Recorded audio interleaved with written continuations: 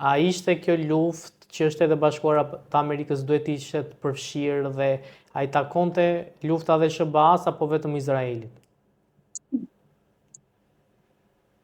Keq më vjen, por këtu Shtetet e Bashkuara të Amerikës janë bërë vegël në duart e Izraelit. Janë bërë vegël në duart e kriminelëve qifut, janë bërë vegël në dorën e një krimineli që duhet të shkojë të gjykohet në gjykatën e Hagës për krime lufte dhe për krime kundër njerëzimit, i quajtur Benjamin Netanyahu. Nuk e di, do ta kuptojnë apo do ta kuptojnë, do të rriqen apo do të rriqen, se populli amerikan nuk i ka ndonjë borxh Netanyahut, as qifutëve që duan të bëjnë Izraelin e madh. Populli amerikan nuk paguan dhe nuk jep gjak dhe djes për të majmur Netanyahu. Nuk jam dakord me këtë luftë të Amerikës në Iran, nuk jam dakord si qytetar, i bjen qafë një shteti që s'ka punë fare me Amerikën. Kam besim të iranianët që do t'ja dalën deri në fund kësaj lufte, do dalën ata fitimtar, nuk diskutohet fare, sepse janë në të drejtën e tyre dhe ata s'kanë shumë basin më. Ata nuk kanë çfarë humbasin. Avokat, si do dalin fitimtar kur Trump thonë që ne kemi shkatruar gjithë flotën ajrore dhe detare të tyre? Dhe të hyjnë në Iran, dakord. Ta shkelin. Dhe ta shkelin. Nuk shkelin dot. Pse se shkelin? Ishte pa mundur ta shkelin. Se ka terren të tillë që nuk e shkelin dot. Kjo është e padiskutueshme. Irani është i tërë mal zotëri. Irani ka bazat e raketave dhe të dronëve i ka në përmale. S'ka gjë më, nuk i kontrollojnë dot më me radar tani. Është problemi mas lufta atje. Atje hynë e s'del dot më. Hynë kollaj, po s'del dot më. Dhe humbjet e Izraelit janë të llashtarshme që nuk i thot njeri. Humbjet e Iranit janë natyrisht janë shumë të mëdha. Por lufta i ka këto, kur të bie tjetrin qaf do përgjigjesh, do kesh dhe sakrifica, do kesh dhe humbje. Nuk diskutohet. Por unë si qytetar, si njeri, them s'ka punë Amerika për interesat e Izraelit, s'ka punë fare, se po merr në qaf dhe po shkatron djersën e qytetarëve dhe të taksapaguesve amerikanë. Është krim që u bëhet atyre qytetarëve. Ata din vetë, janë ata që kanë votuar qeverinë e tyre, presidentin e tyre, është punë e brendshme e tyre, po unë si huaj, si jashtëm, them që këtu nuk e kanë mirë, ata të bëjnë si duan. Avokata, duhet të kishte ndërhyrë Shtetet Bashkuara të Amerikës në momentin që ata shikojnë që Irani po prodhonte bombën bërthamore. Po mirë, pse nuk kanë ndërhyrë Shtetet Bashkuara të Amerikës kur Pakistani prodhoi bombën bërthamore? Ka gjë thjeshtë. Pse ndërhyjnë tani te Irani?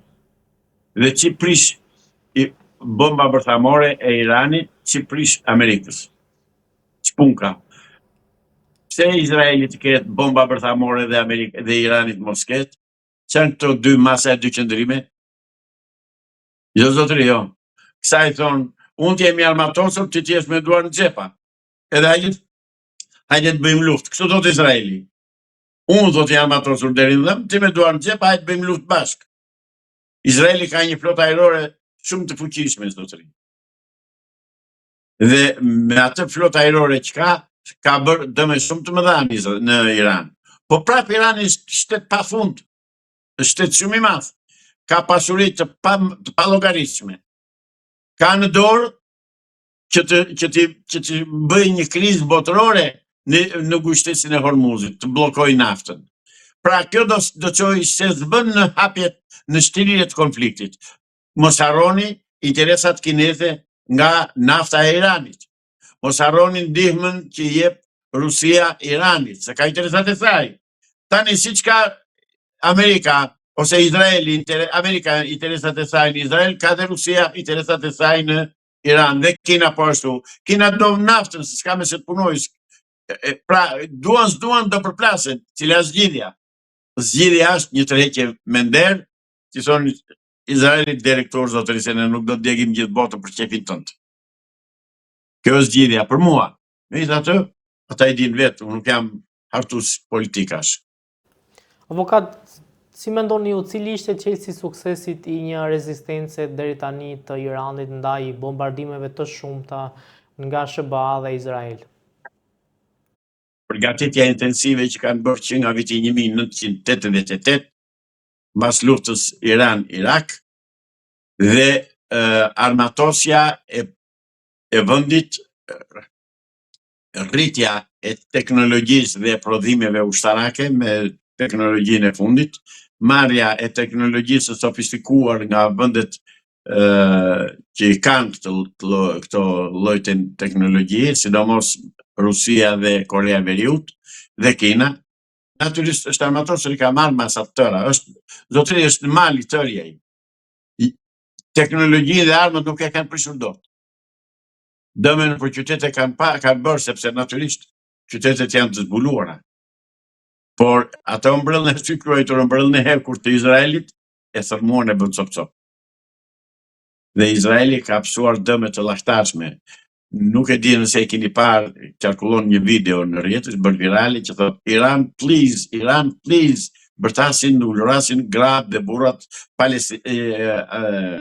ebrejt e Izraelit, sepse janë shkatëruar fare, por nuk pyesin ata për shkatërim prone, nuk pyesin për vrasjen e qytetarëve tyre, mjafton që të realizojnë objektivat. Dhe ato objektiva nuk do të realizojnë dot. Kështu që duan, po që se ata u ka marrë periudhave, u ka marrë kokaer dhe duan që të hedhin botën në erë, këtë e kanë dorë sepse kanë armë atomike dhe ti përdorin, thuhet ditë e fundit, 2-3 ditë e fundit që pas ka dhe Irani një 6 koka bërthamore, pra ku do vemi, kush fiton në një luftë bërthamore, asnjëri, tërë janë të humbur. Ndaj them që duhet pa diskutim që të ulen dhe të shkojë secili në vend të vet. A keni besim që do ndodh ulja mes tyre dhe të kenë, po themi, komunikim dhe negociata për paqe? Me që ndodh deri tani nuk kam besim, po duke menduar që do shikojnë që nuk ka rrugë dalje tjetër, do të nisojnë bisedimeve. Ose do bëjnë harakiri pasaj vetvrasje. Por sot, po mbrëm në darkë, dëgjova në media që Irani pas ka raketa balistike që mund të shkojnë deri në Shtetet e Bashkuara të Amerikës. Kjo është shumë e rrezikshme. Kjo është domethënë që tamam të shkatërrosh gjithë botën. Ndaj, mendoj që duhet të thërresin mendjes, nuk e di. Këtu askush nuk mund të bëj parashikime.